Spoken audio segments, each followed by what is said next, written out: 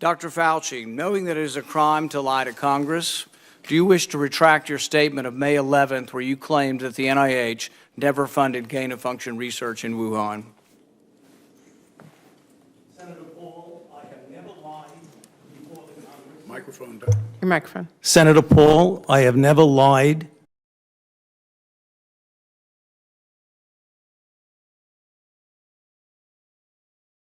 Paul, I have never lied before the Congress, and I do not retract that statement. This paper that you are referring to was judged by qualified staff up and down the chain as not being gain of function. Let me finish. You take an animal virus and you increase its transmissibility to humans, right. You're saying that's not gain of function? Yeah, that is correct. And Senator Paul, you do not know what you are talking about, quite frankly. And I want to say that officially. You do not know what you are talking about. Okay, you get one person. Let's read from the NIH definition of gain of function. This is your definition that you guys wrote. It says that scientific research that increases the transmissibility among mammals is gain of function.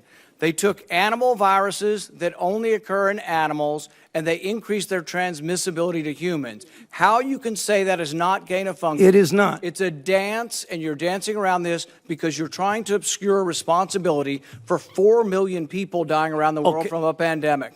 And let's let Dr. Fauci. I have to, well, now you're getting into something. If the point that you are making is that the grant that was funded as a sub-award from EcoHealth to Wuhan created SARS-CoV-2, that's where you are getting. Let me finish. We don't know. Well, we don't wait know a minute. If it did come from the lab, but all the evidence is pointing that it came from the lab, and there will be responsibility for those who funded the lab, including yourself. I totally This committee will allow the witness to respond. I totally resent the lie that you are now propagating, Senator, because if you look at the viruses that were used in the experiments, that were given in the annual reports, that were published in the literature, it is molecularly impossible. No one's saying those viruses caused it. It no is one is molecularly. that those viruses caused the pandemic. What we're alleging is that gain-of-function research was going on in that lab, and NIH funded it. That is you can't not. Get away from it. It meets your definition, and you are obfuscating the truth. I'm not obfuscating the truth. Senator You are the Paul's one. time is expired, but I will allow the witness to. Let me just finish. I want everyone to understand that if you look at those viruses, and that's judged by qualified virologists and evolutionary biologists, those viruses are molecularly impossible to result in SARS-CoV-2. Those viruses caused the pandemic. Senator Paul, we're saying they are gain-of-function viruses because they were animal viruses that became more transmissible in human, and you funded it. And you admit the truth. And you implying. Senator Paul, your time has expired, and I will allow witnesses who come before this committee to respond. And you are implying that what we did was responsible for the deaths of individuals. I totally resent that. And if anybody is lying here, Senator, it is you. A closing statement to Mr. Jordan. I thank the chairman for yielding. When this virus initially came on the scene, Dr. Fauci initially told the American people you don't need to wear a mask. Then he later said, no, you need to wear a mask. Then he said, no, you need to wear 2 masks.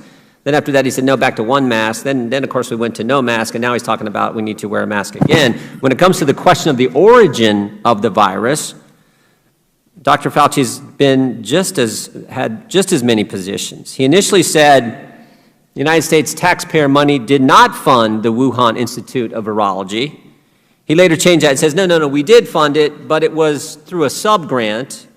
Then he subsequently said, no, we funded it, but we did no gain-of-function research. And then just last Sunday, he said, well, we funded it. There was gain-of-function research, but it was a sound scientific decision. And then he said this: it would have been negligent to not fund the lab in China. I mean, talk about being all over the board. I'll tell you what's negligent. Negligent is Dr. Fauci's ever-changing statements to the American people regarding the subject matter that this committee should be looking into. I want you to look at this email that we got through the FOIA, that others got, that we were able to view through the FOIA request about, this goes clear back to January 31st, 2020, a 10:32 p.m. email that Dr. Fauci received from Dr. Christian Anderson. Dr. Christian Anderson is one of the individuals who gets our tax dollars. The folks I represent, their tax dollars. Dr. Anderson sent this email to Dr. Fauci, and he said this: the unusual features of the virus make up a really small part of the genome, so one has to look really closely at all the sequence to see that some of the features look engineered. And that last clause is the key. Some of the features of this virus look engineered. He went on to say further, I should mention that after discussions earlier today with Eddie, Bob, Mike, these are other virologists, other doctors around the world who receive our tax dollars via grants from Dr. Fauci. Eddie, Bob, and Mike and myself all find the genome inconsistent with expectations from evolutionary theory. That's a fancy way of saying it's not consistent with evolutionary theory. So the virus looks engineered, not consistent with evolutionary theory. Less than 24 hours after this email, the very next day, less than 24 hours later, Dr. Fauci organizes a conference call with 11 virologists from around the world. He's the only person from the government on that call, and that's where they talk about getting their story straight and what they're going to tell the American people, even though one of the top scientists in the world says this virus is engineered, this virus is not consistent with evolutionary theory. Now, we don't know what happened on that phone call because every single email regarding that phone call, every single one, has been redacted. I hope the majority will actually join us in calling for these to be unredacted and given to this committee.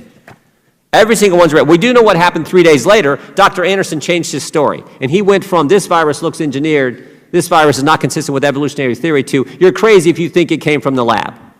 I find that interesting because one of the guys who testified 4 weeks ago when Dr. Fauci wouldn't was Dr. Giroir, who's testified in front of this committee a couple times, former Assistant Secretary for Health. Here's what Dr. Giroir said.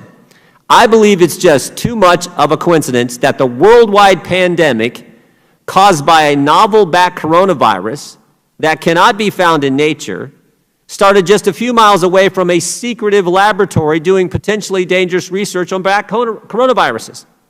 Well, Shazam, that's pretty common sense. Dr. Fauci, I think, was on notice of this very fact clear back on January 31st, 2020. What we all now see as common sense, Dr. Fauci continues to downplay, continues to say is not true.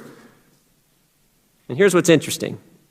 This Thursday, we just found out, this Thursday, the majority has asked Dr. Fauci to come back in front of this committee for a third time. Third time. But guess what? It's not going to be public. It's going to be private.